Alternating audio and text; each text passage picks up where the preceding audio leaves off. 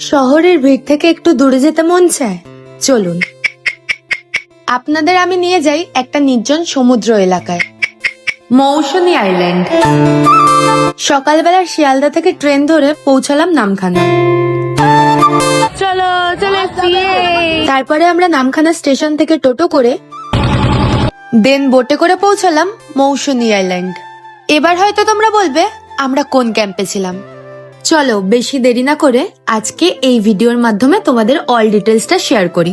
আমরা ছিলাম একটা সুন্দর ক্যাম্পে, যেখানে ছিল সি ফেসিং রুম।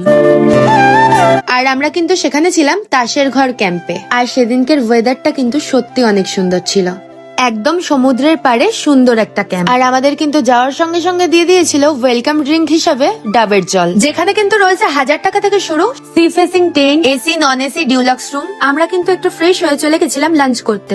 তো আমাদের লাঞ্চ চলে এসেছে, এখানে দেখতেই পাচ্ছ। এখানে আছে ভাত, পেঁয়াজ, লেবু, আর এখানে আলু ভাজা, এটা বাঁধাকপির তরকারি, দেন এখানে মাছ, এটা রুই মাছ, চিংড়ি মাছের মালাইকারি, তাই তো? আর এটা কাতলা মাছ। আমি রুই মাছ বলেছি?